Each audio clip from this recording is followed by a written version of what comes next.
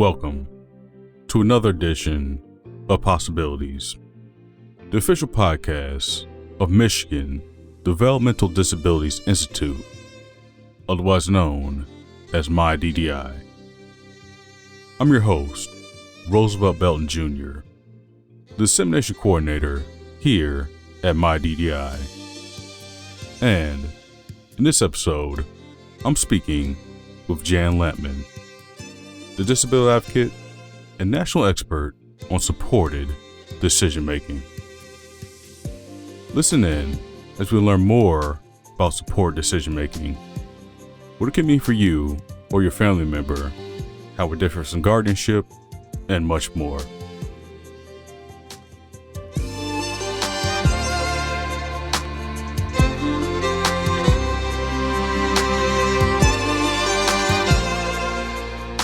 All right, everyone. This is another edition of Possibilities with your host, Roosevelt Belton Jr. And right now, I have the pleasure of speaking about supported decision-making with national expert and disability advocate, Jan Lampman. Jan, welcome to Possibilities. How are you? Thank you. I'm great. Great. Just so happy to have you on and give people opportunity to kind of learn more about supported decision-making. But when it comes to your experience with disability, can you tell us a little bit more about how far back that goes from like a personal and professional standpoint? Oh, sure. So I have been working professionally in the field of intellectual and developmental disability for 41 years. I actually started my career as a direct support professional working in group homes where people were coming out of our state institutions during that time that we were closing institutions. And since then, I've done just about every job you can think of. I've worked as a group home manager. I worked as a support coordinator for my own sister. I worked as an advocate. I worked for an agency that helped people find staff when they lived in their own homes. So I've done just about every job. In addition, though, I also have a sister with developmental disabilities, and two of my sons also receive behavioral health supports. I have a son who was adopted as a teenager who has autism, and another son who has other mental health issues that we deal with every day. And when it comes to support decision making, there's another aspect of that called guardianship. And for those who may not know, what exactly is guardianship? Sure. So guardianship is a form of what we call substitute decision making. Someone has a guardian, and in some states, they refer to that as a conservator. So when someone has a guardian or a conservator, that is a person who is able to make decisions on behalf of the individual, right? So if I'm a person who has a guardian, my rights have been handed over to someone else. A guardian makes medical decisions, housing decisions, basically any major decision that a person might otherwise be making on their own. When it comes to the difference between, support decision-making and guardianship, what got you interested in sort of exploring alternatives to guardianship? Oh, goodness. So maybe it started when my sister, who came out of the state institution, needed a guardian. My husband at the time agreed to do it. He was an accountant. He never worked in the field of disability. He's like, what do I have to do? You just sign papers, and we made it sound like it was some easy task. He took it very seriously, and so when he became Mary's guardian, what he thought it meant was that he needed to do whatever she needed to have done. And so I think he inadvertently taught me what it could look like if the guardian wasn't the sole decision maker. And so after a period of time, we realized that, Mary doesn't really need a guardian. She just needs people who will listen to her and help advocate for her. Yeah. And maybe help her sort through what her major decisions might need to be, right? So that personally gave me some insight. But then I worked for an organization that was a guardian. They were like a public guardian organization. And so I was that person, that substitute decision maker. And I have to tell you, it was debilitating. It was really hard for me personally to be in this position that I am the decider for that other human being. And it just felt like that didn't feel like a way that people should have to experience life and decision making. And so I began to learn more about what are alternatives to guardianship. And it really, and then and then I looked in my own family. I went, oh, hey, maybe more people could do that thing that Mark and Mary did. Mhm. So, And speaking of more about guardianship, for people who are not necessarily more familiar with guardianship is, or not necessarily familiar with support decision making is, if they're looking at guardianship and they think, oh, maybe that's for me, but it may not be. So, what are some misconceptions that people may have about guardianship? so there's a good list of misconceptions, but Mm, one of the things. So when I worked at a chapter of the ARC, I would often have parents of young people who were about to turn 18, because they wanted information about how to apply for guardianship for their son or daughter. So the first question that I would usually ask them when they came in my office is, okay, so like what makes you feel like you need to have guardianship? And there yeah. was like a set of themes, right? There were certain things that always popped up. A really major one was, well, the school said that I won't be able to be part of the IEP process anymore, Mm, the special education planning process, right, yeah. anymore, once my child turns 18. Or that was one piece. And then another sort of decision making piece is like, well, the doctors, because of HIPAA, the doctors aren't going to necessarily be able to talk to me anymore, or they're not going to listen to what I have to say anymore as the parent of my child. So there were these ideas that only if I'm the guardian can I help my son or daughter with accessing services at school or Hmm. medical care, right? And people just didn't know that there were other ways that that can Hmm. happen. Another really big one, though, is that this is huge. It's kind of global, but it's huge. Parents Hmm. would talk about their fear. My child's vulnerable, and I'm afraid someone's going to take advantage of them, either financially or sexually or physically or in some way, right? Like Yeah. they're not safe.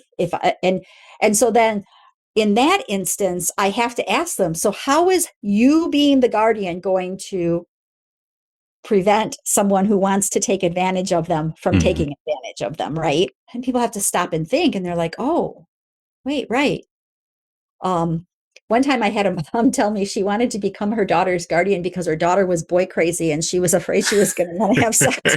And I said, well, unless you're going to handcuff yourself to her, I'm not sure you're going to stop if she wants to have sex with someone. Um, but it's just like sometimes we think that the solution is to be able to make the decision for that person, right? But in reality, that might not actually be the most effective tool to solve the problem. And there might be other tools that don't jeopardize someone's civil rights, that go from my own hand into the hand of a substitute decision maker. And so you want to just really think long and hard about, is this really the best, number one, the best solution, and number two, the most necessary solution? You want to spend time talking about, like, what does it mean when you are someone's guardian? Well, it means that you've taken their civil rights and they're in your hands. Number two, it also means that that person is a ward of the court. Mm. So you, the guardian, serve at the court's pleasure. And if the court, for whatever reason, feels that you're not making the decisions that are in the best interest of the person, they can replace you. And so for families, that's like, they're like, oh, wait, is that how that works? And so again, do you want your son or daughter to be a ward of the court? Do you want someone else to hold their rights? And then is that even the most effective way to solve whatever the problem is that you see? And after you have that conversation with people, where does or how do you kind of like explain support decision making to them then? You can start by saying, listen, we all engage in supported decision making, right? When Hmm. my dad was diagnosed with lung cancer, he didn't just go to the doctor all by himself and then listen to all of the various, treatment options and in a vacuum all by himself figure it out. Hmm. Oh no. Um, a number of family members went with him. His wife went with him. My sister-in-law, who's a nurse, went with him. My son, who's just like some kind of little brainiac, went with him, right? We were all there and we all helped my dad get through that. And we helped him decide, like when it was time to start talking about hospice, we helped dad come to that conclusion. And so why wouldn't you also offer that same kind of support to a family member who has a developmental disability? So going back to my sister, she has an intellectual disability. However, if you sit down with her and you explain things in plain language, or you give her more time to process, she makes some really solid decisions in her life. For example, when she had breast cancer, she was diagnosed with breast cancer, and there were, again, all these different treatment options, and it was overwhelming and confusing. She, luckily, my Mark had passed away. Her champion had passed away by then. Yeah. But my son Justin, who is her person, known him since he was born, um, he is a researcher, and he did research, and then he helped his Aunt Mary understand what her options were, right? So that she Hmm. could make a good decision. Yeah. And so, again, just like my dad, she was able to surround herself with people that could help her make the decision. My child with autism, when he turned 18, and he still had an IEP and was still involved in public education. I'm like, hey, buddy, do you still want me to help you? And he's like, well, yeah, I do. I said, well, there's this form you need to go to school and sign. Mm. Right. And so he signed a form that said, hey, I want my mom to still be included in my IEP, and I want you to listen to her if she has ideas. He signed the document, and I've been invited to all of his IEPs and gotten progress reports ever since. So that's sort of what we then talk about, is that supported decision making is what we all do. We just need to think about, for your loved one who has the intellectual and developmental disability, what does that support look like? Who do we surround that person with, right? What kinds of supports can we put in place? And speaking of, and you talked about, the circle, the helpers. Are there kind of like official guidelines on who can assist with the sort of support decision making, or it's completely up to the individual? It's really up to the person, right? And Yeah. so some people have robust, large families. Some people maybe don't. Maybe someone, I think of a neighbor. I have a neighbor who also lived in the same institution as my sister, but his family he was cut off from his family because he spent so many years in that institution. Yeah. And so when he first came out, he really only had paid people around him, right? And so one of the jobs of our service system is to help people connect to their community, right? For my neighbor, there was a lot of emphasis placed when he first came out of that institution on helping him build a community, tried and true Lutheran. And there was a really nice Lutheran church not too far from where he lived. And so he joined that church. The staff took him to church every week. He got to know other people in the church. And then Yeah. over time, right, now he's got a real circle of people that love him and care about him, Hmm. that can help him, again, making important decisions. For people who may get approached to become enter someone's circle of support, Mhm. what are some responsibilities that they can expect, or they can kind of think about helping this person out with? So yeah, I'll use my sister as a good example, right? So she's got, family members that help her make medical decisions. Like if there's something that the doctor's telling her that she doesn't quite understand, she's going to call Justin and ask him, what does that Mm. mean? What does the doctor mean by that? But if she needs money, she's going to call me. Um, and so so that's how she makes financial decisions, is that's who she's identified. And so you might be that person who the individual that you love counts on to make medical decisions, right? You might be someone Mm. really good with numbers and money, and you might be willing to help them with their finances.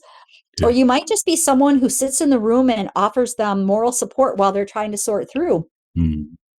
a decision, right? So it doesn't have to be like a big formal thing. You can do like powers of attorney and patient advocate designations and things like that, which are important. So Yeah. that can be a role you play. But you can also be just that informal person. I think about, like, again, when Mary had cancer, she really counted on Justin, and she didn't want to hear the noise of anybody else, right? When my dad was going through his lung cancer, he wanted to hear lots of different opinions and voices. Let's say an individual who is thinking about, support decision making is for me. This is something I want to do. It works for my life. Um, for them and in their considerations, are there any factors that limit an individual's right to choose support decision making? So, I mean, a person can choose that just like you or I, right? Hmm. Until and unless someone files a petition with a court, right? Yeah. So for example, if a doctor thought Mary wasn't making good decisions and she didn't have the capacity, a doctor could theoretically file a petition with the court to say, hey, judge, we want you to decide, right? Or if you already have a guardian, it then is again up to a judge to say, you know what, you have the things in place that you need. You don't need to have this guardianship anymore.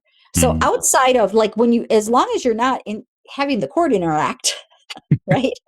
Um, there aren't limits. You can decide what it looks like. Once you've got the courts involved, then we've got to look at what the Michigan statute says.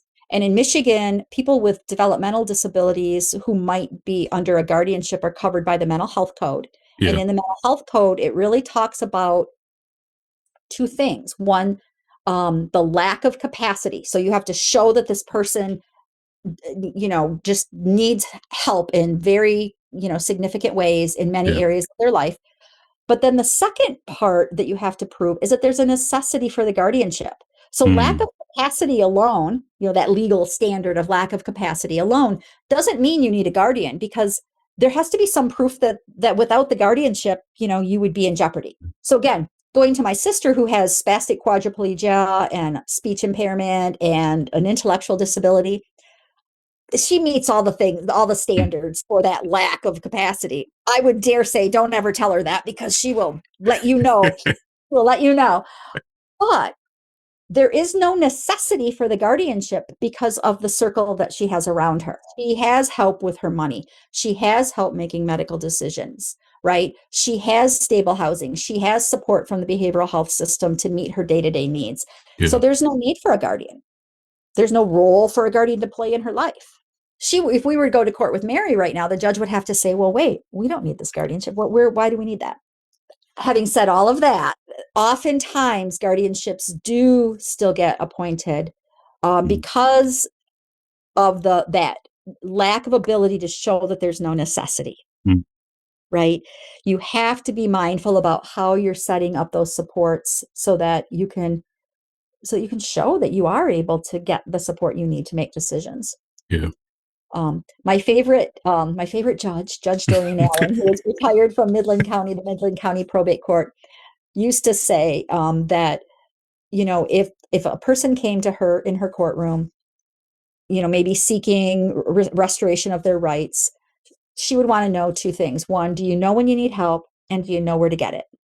Because if you know both of those things, and you can recognize when you need someone to help you, and you have people that will actually do the helping, then again, that diminishes the necessity of that guardianship, right? And speaking of people who are who kind of show that guardianship is not for them, this is not for their life, what advice would you give for them, for someone who wants to like advocate for themselves when they feel pressured to choose guardianship? So I would say, number one, if you're building a good circle of people around you that will listen to you, right, and that will help advocate alongside of you, that's really helpful. Yeah. There are like organizations that can also provide you with support as you're trying to prevent guardianship from occurring in your life. So, Hmm. for example, chapters of the ARC they have advocates there that can help you with resources. The Disability Rights Michigan is an organization that has kind of as part of its mission to, assure that, Hmm. there are no unnecessary guardianships. And Hmm. then your local centers for independent living are also places where their mission really talks about people having their own autonomy, right? Yeah. And so they as well have advocates and resources. If you go to the Developmental Disabilities Council's website, also, by the way, my Hmm. DDI's website and also the ARC of Michigan's website, there is a toolkit, a supported decision making toolkit Yeah. that you can look at that, and you can share it with people in your life, that talks about different tools for supported decision making. Just kind of wrapping this interview up. First and foremost, so thank you for all this great information and just for your time. And last question is, what hope do you have for the future of decision making rights and how that looks for people with intellectual and developmental disabilities? Oh my gosh. Well, my hope is that we can get to a place where guardianship becomes more rare. Unfortunately, in Michigan, a very high percentage, more than 70% of people with intellectual disabilities end up in under a guardianship at some point. I Yeah. would love to see that number significantly reduced, so that Hmm. more people, have that autonomy and that freedom. Yeah. So my hope is that that happens. There is some legislation that's sort of out in the ether, that's out among the Michigan legislature around supported decision making, really sort of putting into law some the notion that judges should look for supported decision making before they appoint a guardian. I would Yeah. love to see that. I would love to see laws like that enacted. I think that we've come a long way in Michigan, and but we have a long way to go still. That was my interview with Jan Lampman. If you'd like to learn more about support decision making, more information and links can be found in the description of this episode. Additionally, if you'd like to follow along with future episodes, please visit ddi.wayne.edu/possibilities podcast. I want to thank Jan again for her time and an excellent conversation, and also to you for listening and supporting. So until next time, keep exploring your possibilities.